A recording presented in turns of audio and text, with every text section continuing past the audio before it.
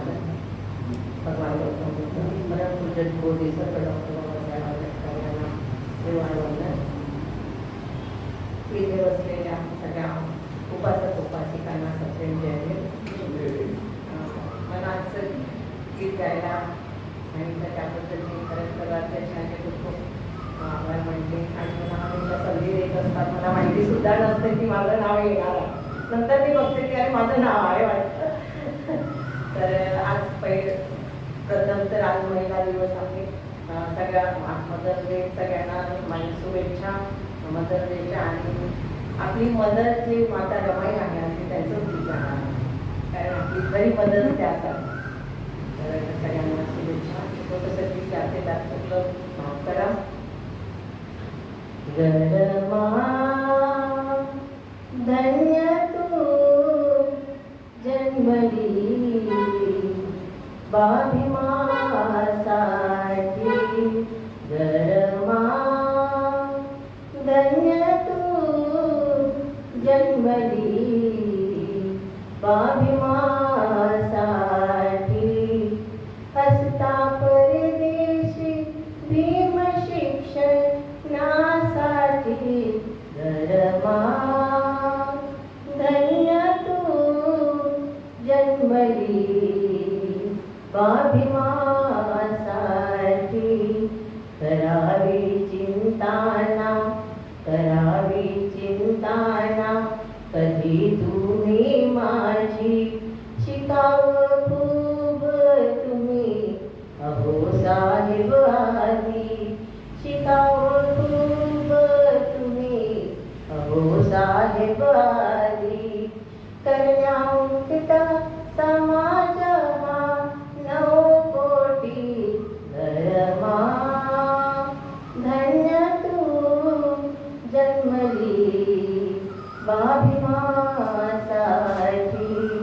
धर्मा शेण उचलायची गौऱ्या थापायची शेण उचलायची गौऱ्या थापायची कधी उपाशी तर कधी शिळी पाकी कधी उपाशी तर कधी शिळी पाकी फाटक्या लुगड्याच्या वालूनी गाठी गरमा धन्य तू जन्मली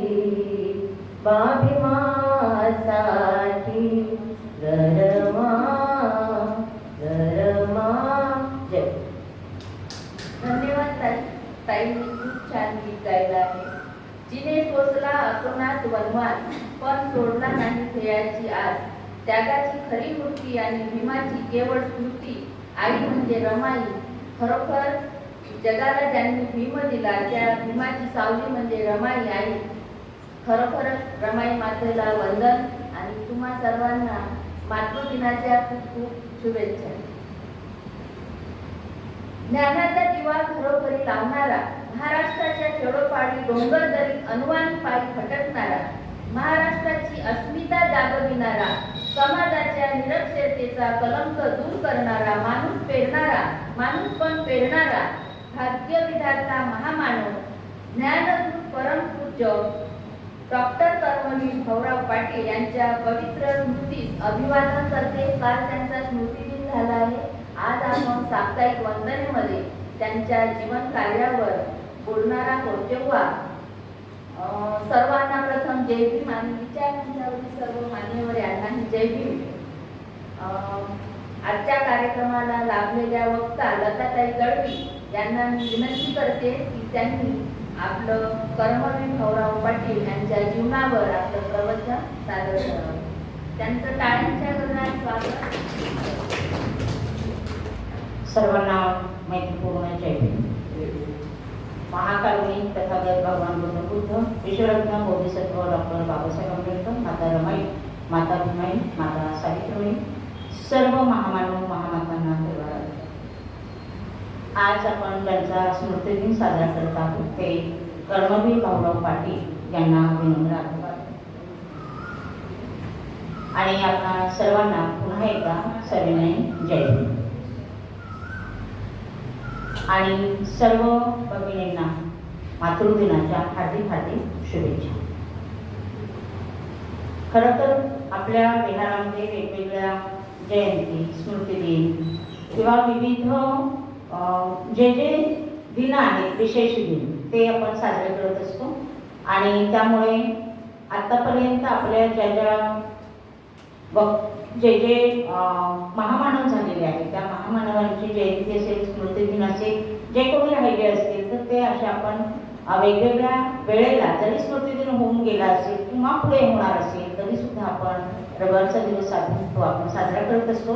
त्याबद्दल दोन्ही कार्यकारिणीचे मी मनापासून अभिनंदन करते, त्यांना धन्यवाद देते. आणि आज मला बोलण्याची संधी दिली त्याबद्दलही त्यांचे मनपूर्वक आभार मानते. खरं तर आपल्याला कर्मवीर भाऊराव पाटील यांची ओळख म्हणजे त्यांनी शाळा सुरू केली आहे, शिक्षण संस्था स्थापन केली इथपर्यंत माहीत आहे.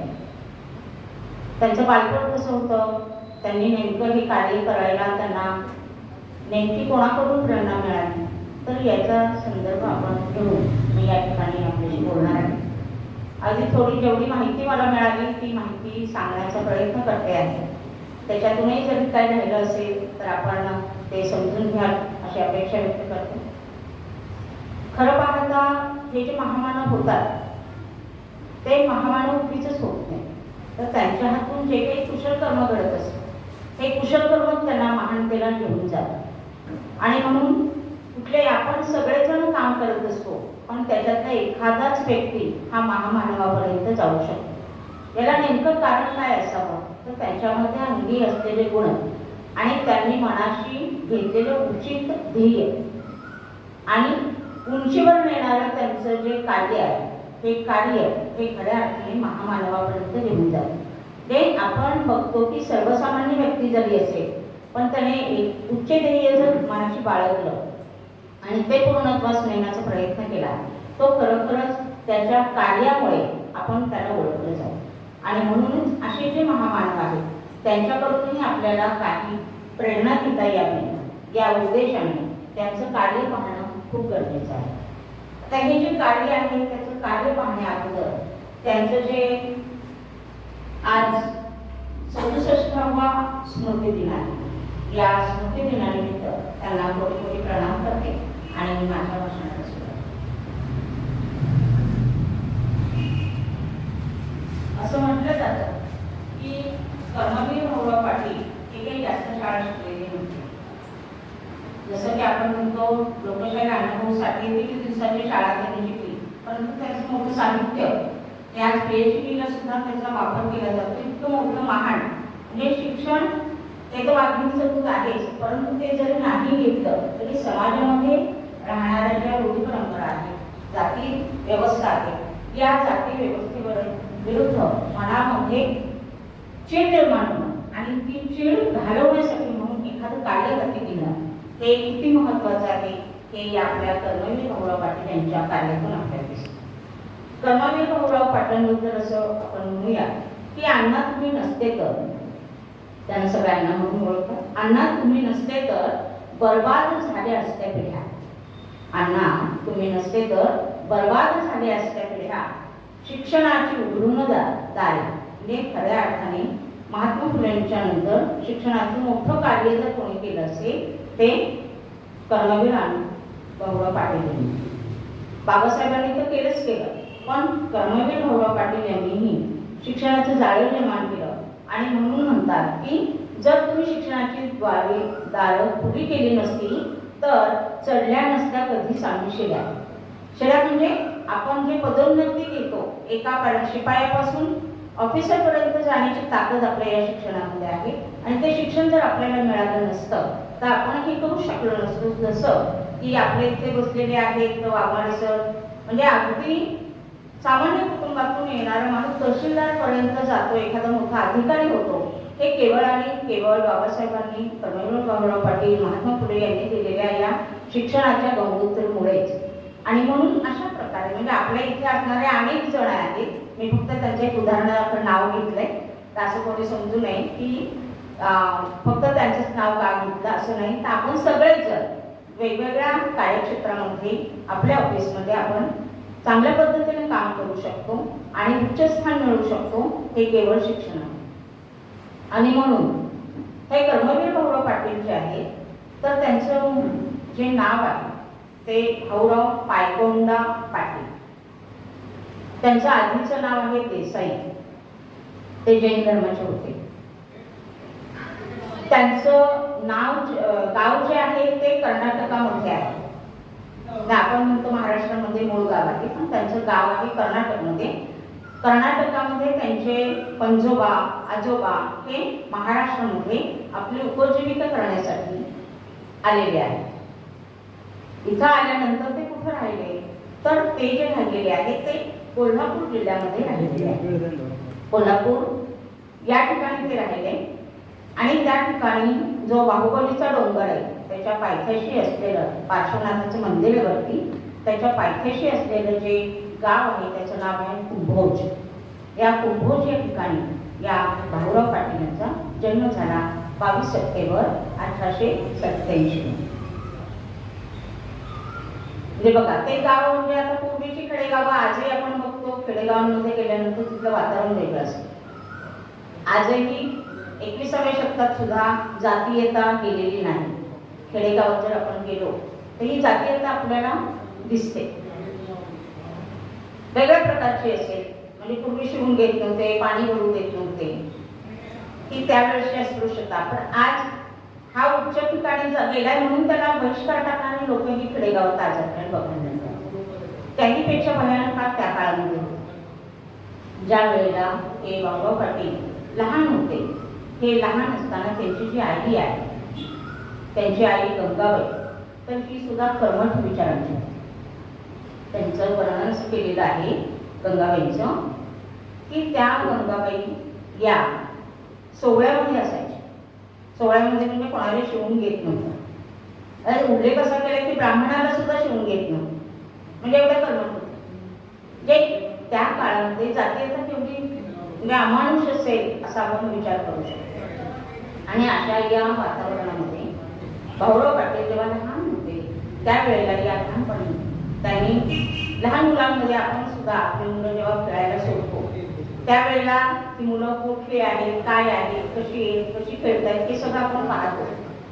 परंतु भाऊराव सुद्धा त्यावेळेला मुलांच्या मध्ये खेळायला जायचे, परंतु ते जास्तीत जास्त अस्पृश्य मुलांबरोबर ते खेळत असत. जे बहुजन समाजातल्या मुलांबरोबर ते खेळत असत. आणि ते खेळत असताना त्यांच्या आईला मात्र ते काही आवडत नव्हतं. परंतु बघा आपली सुद्धा मुलं असतील, नातवंड असतील, सगळीच मुलं आपलं ऐकतात असं नाही. काही मुलं घरात सुद्धा बंडखोरी करणारी असतात. जे लहान मुलं असतात त्यांना सांगितलं ते ऐकत नाही आणि आपण ऐकत नाही म्हटलं की खूप आगाऊ आहे असंही त्याला आपण शेरा देतो. पण ही जी आगाऊ मुलं असतात ती पुढे जाऊन काहीतरी करत असतात हे या भाऊराव पाटील यांच्या एकूण लहानपणापासूनच हे दिसून येते.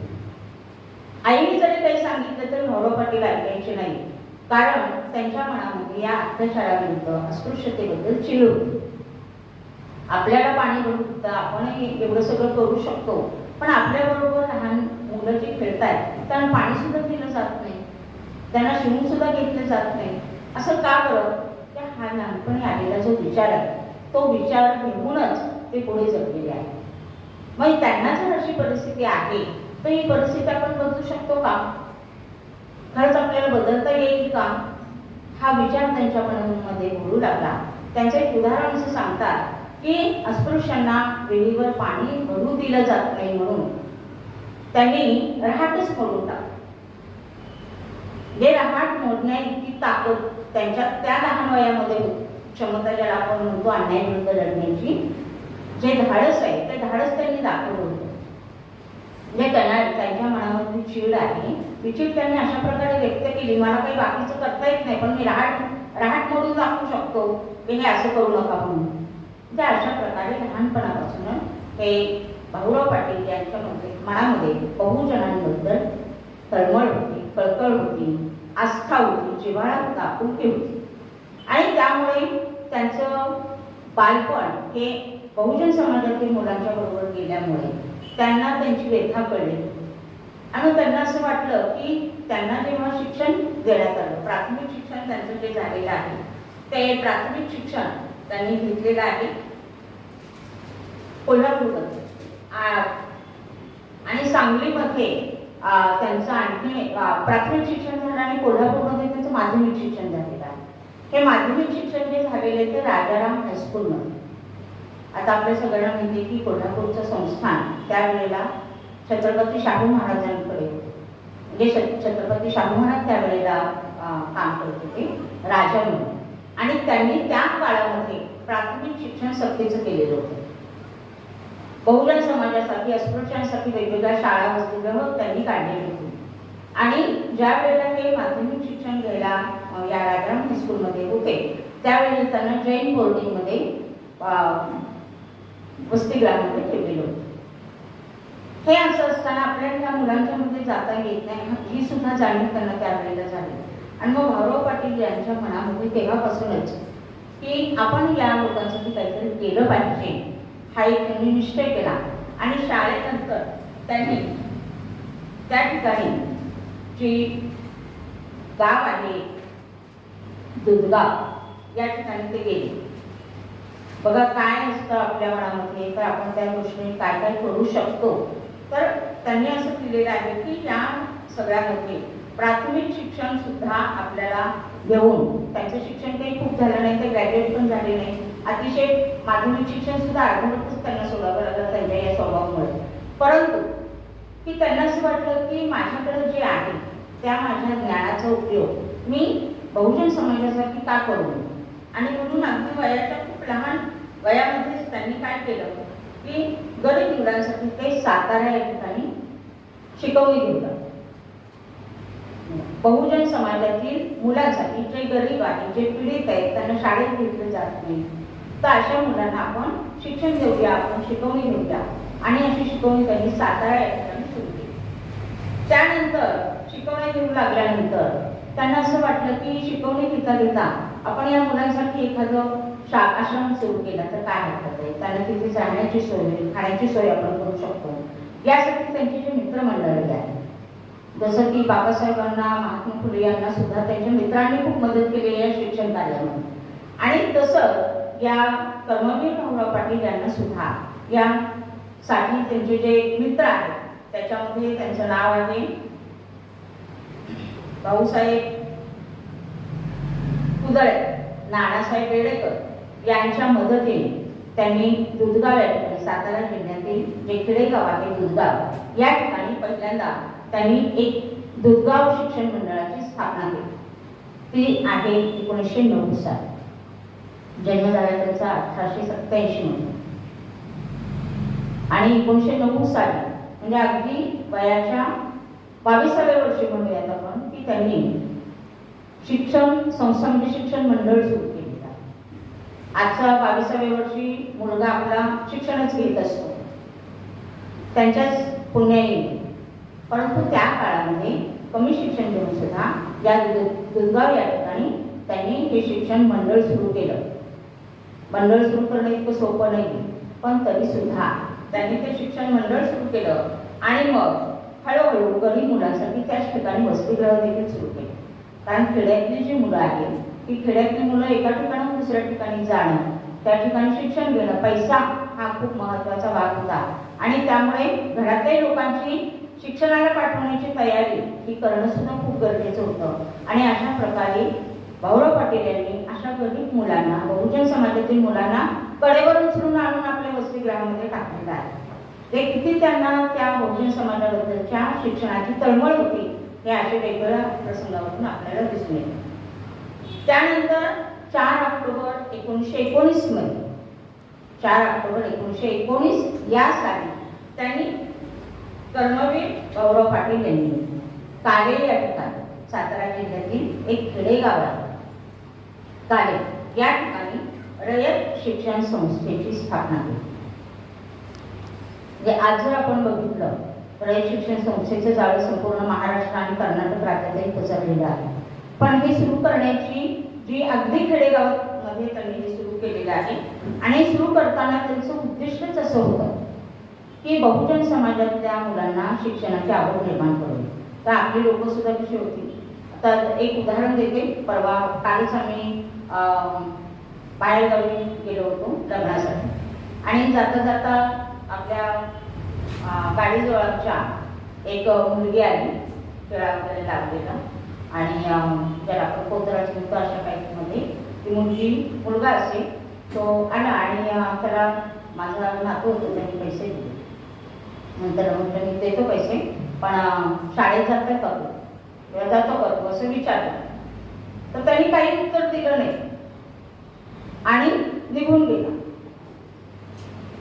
म्हणजे पूर्वीच्या लोकांना आणखी एक उदाहरण सांगते की माझ्या मिस्टरांचे एक मित्र आहेत, त्यांनी सुद्धा अशी जी मुलं आहेत त्यांच्या घरी जाऊन भेटी दिल्या आणि भेटी दिल्यानंतर त्यांनी सांगितलं की तुमच्या मुलांना शाळेमध्ये पाठवायला का आम्ही सगळा खर्च करतो. तर त्यांच्या आईवडिलांचं उत्तर असं आहे की नको, की आम्हाला इथं जे आर्थिक जे मिळतात पैसा जो मिळतो आहे तो तुम्ही शाळेत घातल्यावर आम्हाला कोण देणार. जे आई वडिलांची सुद्धा शिक्षणाबद्दलची आस्था किती होती आणि पैसा त्या काळात किती महत्त्वाचा वाटत होता, कारण पोटापाण्याची सोय होत नव्हती म्हणून. आणि अशी जी मुलं आहेत अशा मुलांकडे बघून गौरव पाटलांचं मन कळवळलं आणि मग अशा मुलांसाठी या बहुजन समाजातील मुलांना शिक्षणाची आवड निर्माण व्हावी.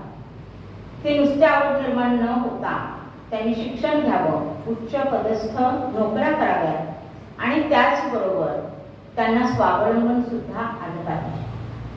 त्याचा धडा, सामाजिक बांधिलकीचा धडा आणि श्रमप्रतिष्ठेचा धडा त्यांनी आपल्या या शिकवणीतून दिलेला आहे.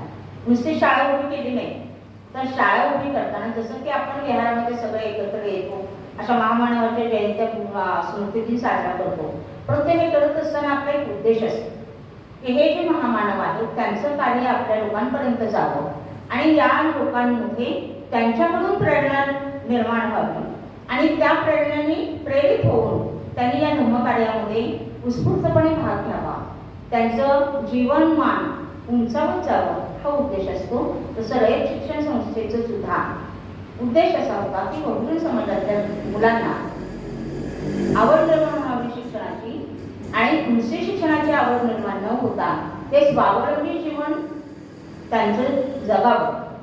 आपण स्वतः सुधारलो पण आपल्याबरोबर इतरांना सुद्धा सुधारण्याची जबाबदारी त्यांनी घेतली पाहिजे आणि ती जर आपण घेतली नाही मग माझ्या शिक्षणाचा उपयोग काय असं त्यांना वाटायचं. आणि नुसतंच जसे आजही विषमता आहे समाजामध्ये त्या काळात तर जास्त होती, ही विषमता नष्ट करण्यासाठी माणूस म्हणून जगायला खऱ्या अर्थाने त्यांनी शिकवलं, म्हणजे समता शिकवली आणि त्याचबरोबर श्रमप्रतिष्ठा सुद्धा शिकवली.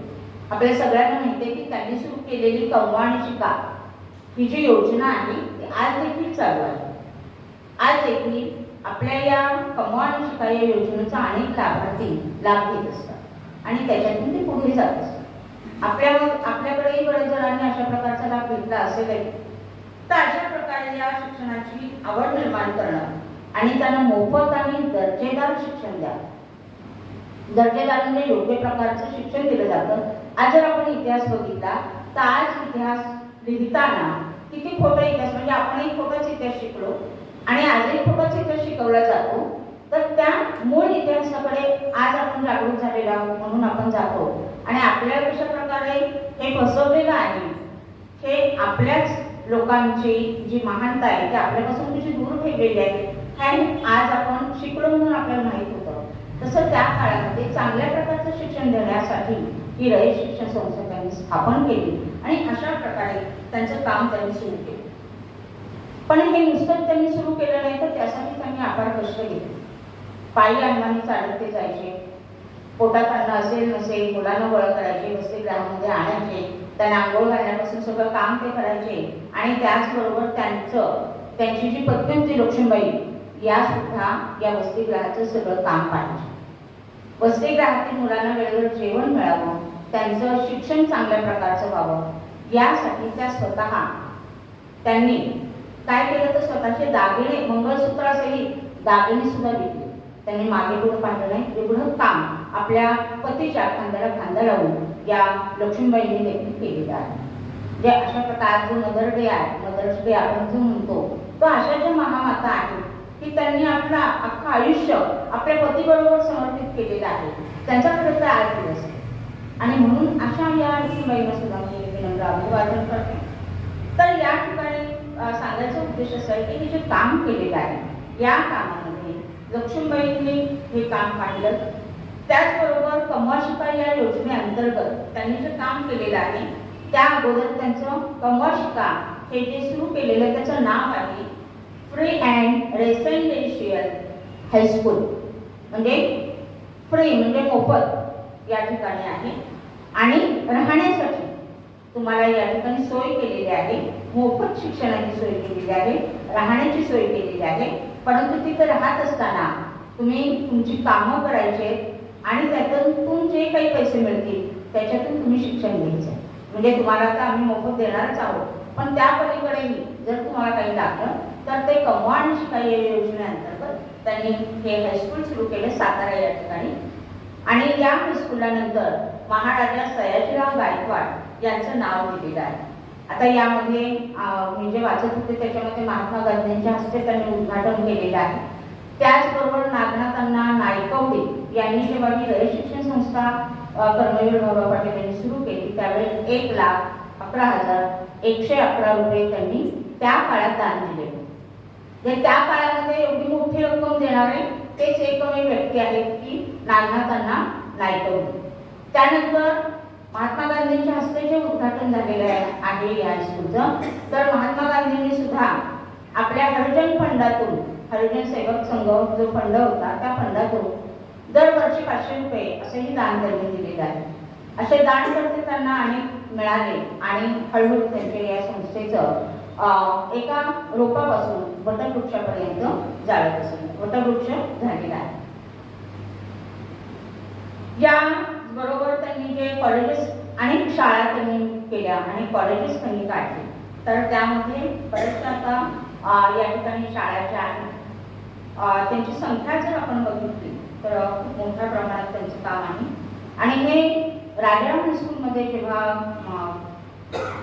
शाळेमध्ये होते भाऊराव पाटील त्यावेळेला शाहू महाराजांचं जे काम आहे शिक्षणासंदर्भातलं की त्यांनी त्यावेळेला पण असं ते सवलत आपल्याला आरक्षण दिलेलं होतं, मोफत शिक्षण सुरू केलेलं होतं आणि वेगवेगळ्या प्रकारच्या महिलांच्या संदर्भातले सुद्धा कार्य त्यांनी केलेलं होतं. आणि या सगळ्याचा प्रभाव हा कर्मवीर भाऊराव पाटील यांच्यावर पडला आणि त्यांच्याकडूनच खऱ्या अर्थाने त्यांनी ती प्रेरणा घेतली. या अगोदर त्यांनी काम केलेलं होतं सावित्रीबाई फुले आणि महात्मा फुले यांच्याही कार्याचा प्रभाव त्यांच्यावरती पडला आणि या दोघांना गुरु मानून त्यांनी आपलं काम सुरू केलेलं आहे.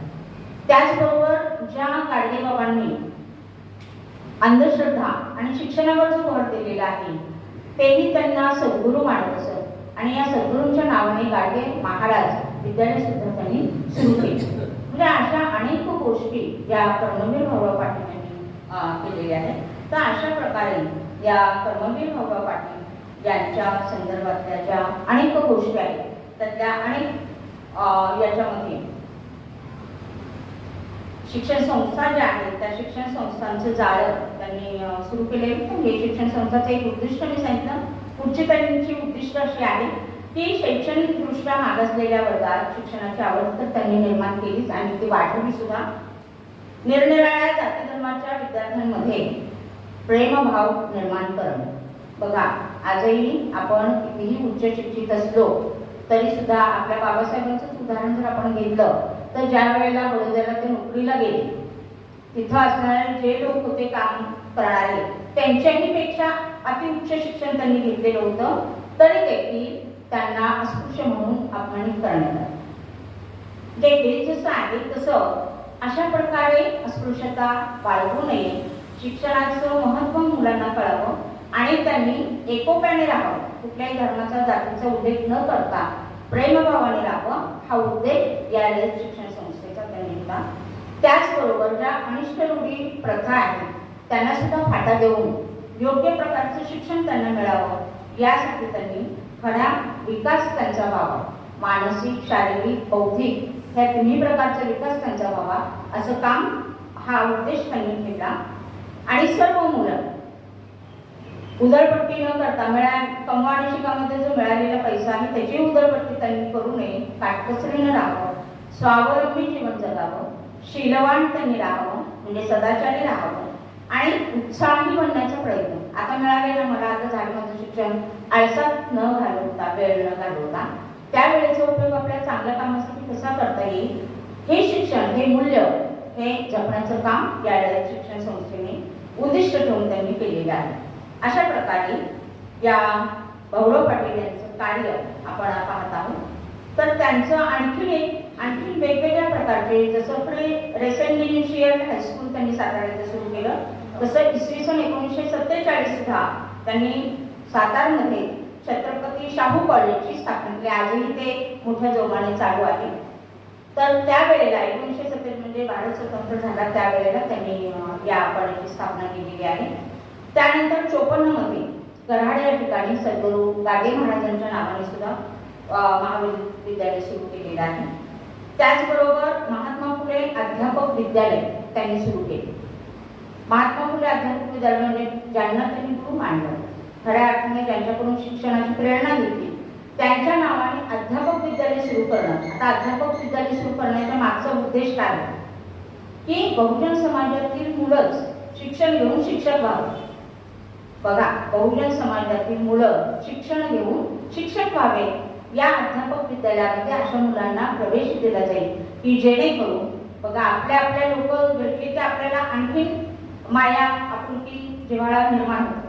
तसं या ठिकाणी बहुजनातल्याच लोकांना जर आपण अशा प्रकारचं शिक्षण दिलं तर त्यांच्या समाजाबद्दलची त्यांची कळकळ आणखीन वाढेल, शिक्षणाचा दर्जा वाढेल. आणि म्हणून महात्मा फुलेंच्या नावाने अध्यापक विद्यालय म्हणजे ट्रेनिंग सेंटर त्यांनी सुरू केलं. आणि त्याचबरोबर पुढे आणखी मुलींसाठी सुद्धा जिजामाता अध्यापक विद्यालय म्हणून आजही सातारमध्ये ते चालू आहे. सातारमध्ये खूप मोठी संस्था त्या ठिकाणी आहे. या संस्थेमध्ये त्या ठिकाणी 3 आठवडे मला ट्रेनिंग घेण्याची संधी सुद्धा मिळाली. तर मी स्वतःला खूप धन्य मानते. तर अशा प्रकारे भाऊराव पाटील यांचं मोठं कार्य आहे. त्यांच्या कार्यामध्ये प्रत्येक गावात शाळा असली पाहिजे असं त्यांचा उद्देश होता. आणि शिक्षक व प्रशिक्षण सुद्धा हे प्रत्येकाला मिळाले पाहिजे, म्हणजे चांगला शिक्षक निर्माण होईल आणि चांगला शिक्षकच खऱ्या अर्थाने शिक्षणाचं काम पुढे नेऊ शकतो, हा विश्वास त्यांचा होता. त्याचबरोबर त्यांच्या ज्या शाळा ज्या आहेत या शाळा त्यांनी काढलेल्या आहेत. त्यांच्या शाळा तर खूप त्यांची संख्या आहे. आपण थोडक्यात मी सांगते.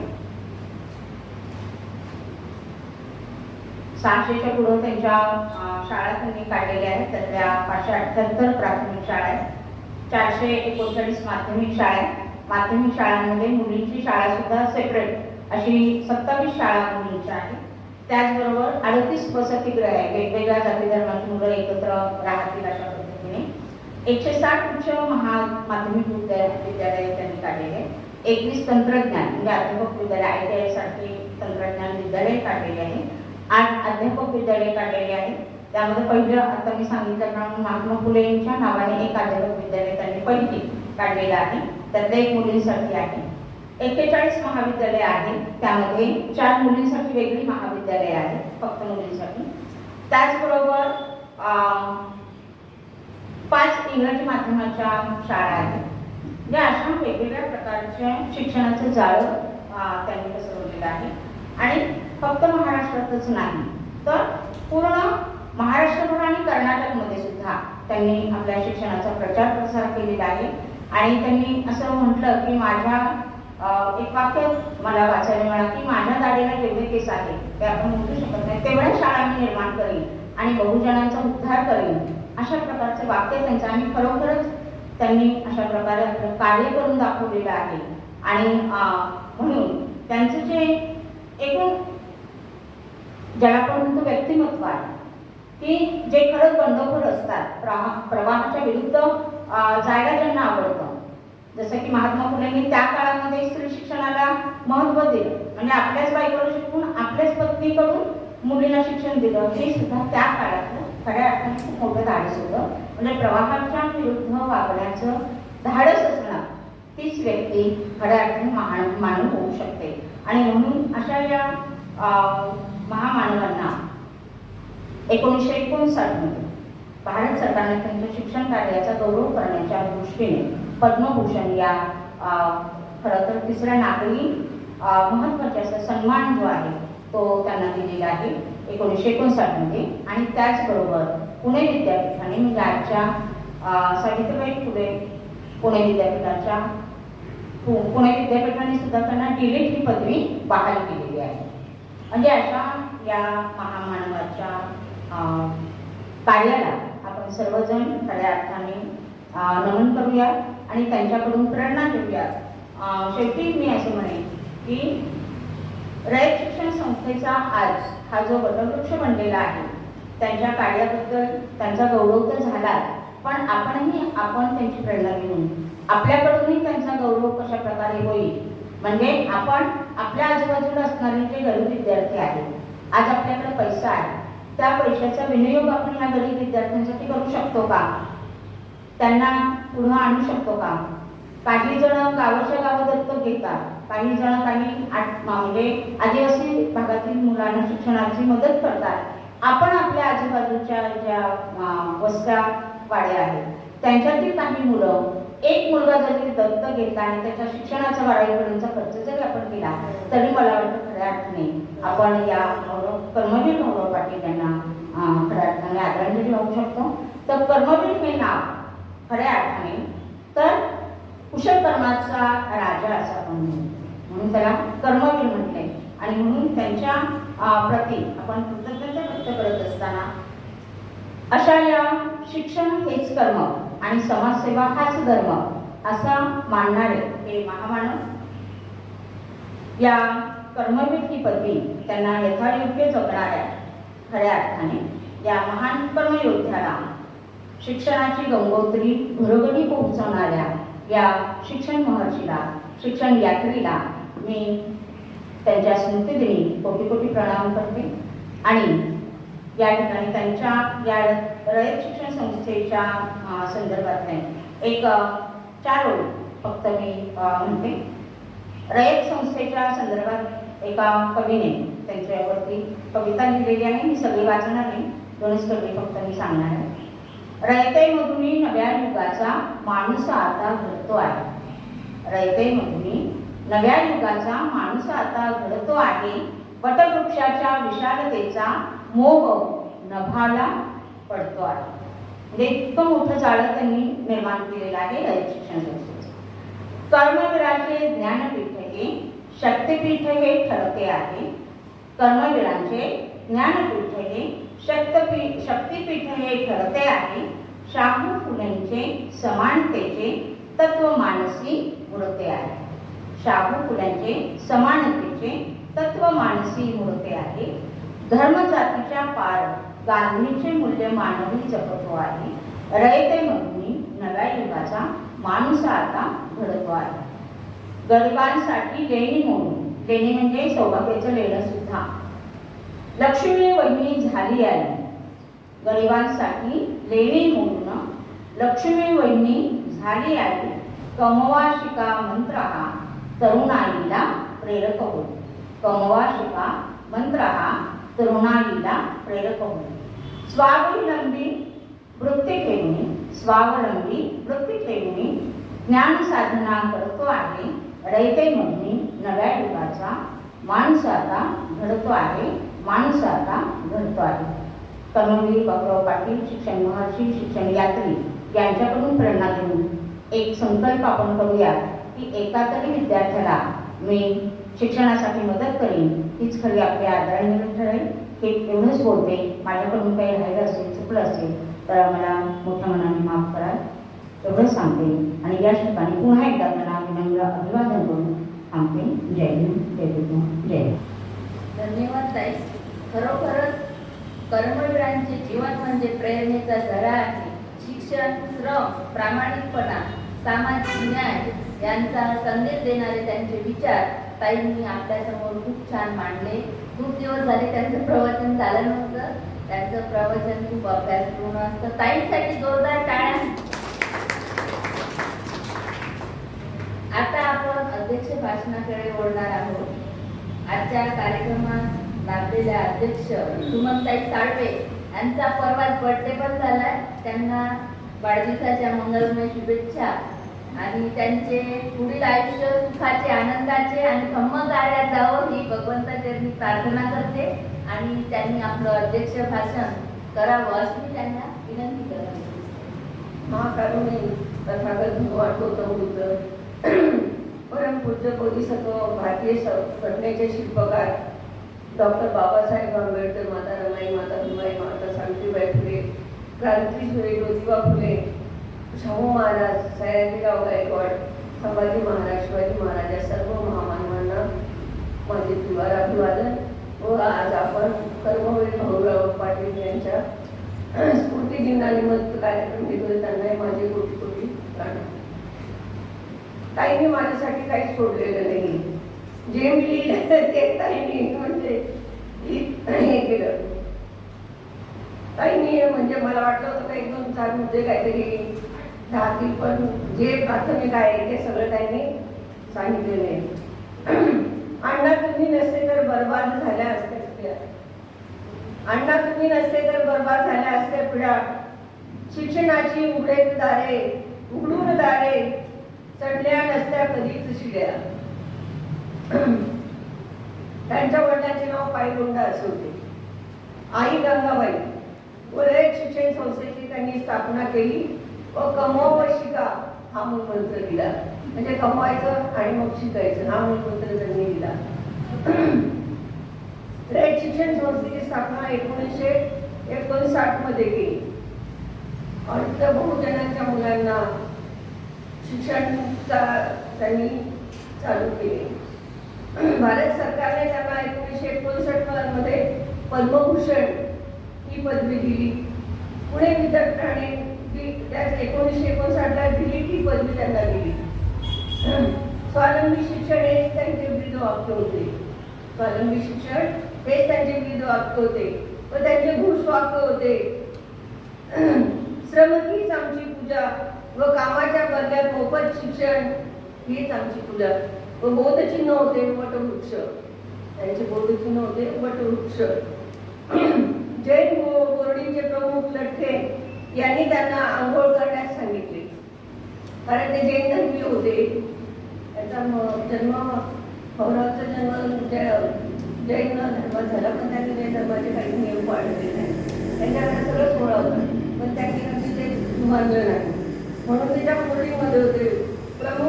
बोर्डिंगचे प्रमुख लठ्ठे यांनी त्यांना आंघोळ करून येण्यास सांगितले. त्यांनी तो नियम न पाळल्यामुळे त्यांना हॉस्टेल सोडावे लागले. 1935 प्राथमिक शिक्षकांना प्रशिक्षण देण्यासाठी सातारा येथे 1935 ला प्राथमिक शिक्षकांना प्रशिक्षण देण्यासाठी सातारा येथे silver jubilee rural training college, Mahatma अध्यापक कॉलेज सुरू केले. हे राज्यातील पहिले ट्रेनिंग कॉलेज होते. हे राज्यातील शिक्षणासाठी पहिले ट्रेनिंग कॉलेज होते. भाऊसाहेब कुदळे, नानासाहेब खेडेकर या मंडळास रयत शिक्षण संस्थेचे रोपटे म्हणतात. म्हणजे हे भाऊसाहेबांबरोबर होते ही मंडळी. स्थापना 1951 साली झाली. माझ्या दाढीवर जेवढे केस आहेत, माझ्या दाढीवर जेवढे केस आहेत तेवढे बहुजनांचे मुले शिकवून मी ब्राह्मणाच्या छाताडावर नाचली, असे भाऊसाहेब म्हणत.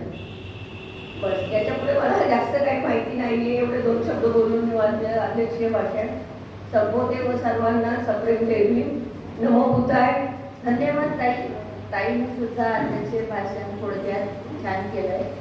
कर्मवीर भाऊराव पाटील यांचे कार्य केवळ स्मरणात न ठेवता त्यांच्या ध्येय विचारांचा प्रसार व विस्तार करणे हीच खरी त्यांना आदरांजली ठरेल, हे असं दळीताईंनी आपल्याला सांगितलं आहे. आणि दोघीही आजच्या वक्ता आणि अध्यक्ष आपल्याला छान अभ्यासू लागलेले आहे. त्यांच्या दोघींसाठी खूप जोरदार टाळ्या. आणि आता शेवटचा टप्पा आहे आभार. तर आभाराने नाती जोडली जातात. जोडलेली नाती टिकून राहतात आणि टिकलेली नाते वाढत राहतात. तेव्हा आभाराचं काम रेश्माताई गायकवाड करतील अशी मी त्यांना विनंती करते. महाकारुणी तथागत भगवान गौतम बुद्ध, श्री रत्न बोधिसत्व डॉक्टर बाबासाहेब आंबेडकर, माता रमाई, माता भीमाई, सावित्रीमाई, सर्व महामानवांना सेवा वंदन. आजचे कर्मवीर भाऊराव पाटील यांच्या स्मृती दिनानिमित्त त्यांनाही सेवा वंदन. आजच्या मातृदिनाच्या सर्वांना हार्दिक शुभेच्छा. सर्व उपासक उपासकांना सप्रेम जय भीम. आजचे ध्यान नागले सरांनी छान घेतले. नागले सरांसाठी टाळ्या. आणि आजचे गीत गायले वाघमारे ताईंनी. आज मातृदिनाच्या निमित्ताने त्यांनी गीत गायलं. कर्मा धन्य तू जन्म दिली गावी माताची. छान गीत गायलं वाघमारे ताईंनी. त्यांच्यासाठी आभार. टाळ्या. आजच्या वक्त्या कविताई यांनी त्यात शिक्षिका असल्यामुळे त्यांचा अभ्यास भरपूर आहे. त्यांनी छान उत्कृष्टपणे त्यांनी कर्मवीर भाऊराव पाटील यांच्याविषयी खूप माहिती छान दिली आणि सर्व महापुरुषांची पण माहिती दिली. त्यांच्यासाठी आभार आणि जोरदार टाळ्या. आजच्या अध्यक्षा सुमनताई साळवे यांनी छान माहिती दिली. त्यांच्यासाठी आभार. टाळ्या. आजच्या सूत्रसंचालन करणाऱ्या नागरिकांनी याचं फार मग अध्यक्षस्थान चांगलं भूषवतात, वक्ता पण चांगल्या आभार चांगलं मानतात, छान उत्कृष्टपणे चांगलं पाठ पाडतात. त्यांच्यासाठी जोरदार टाळ्या. सर्व उपासक उपासिकांनी शांतपणे ऐकून घेतलं. सर्व उपासकांना साठी टाळ्या.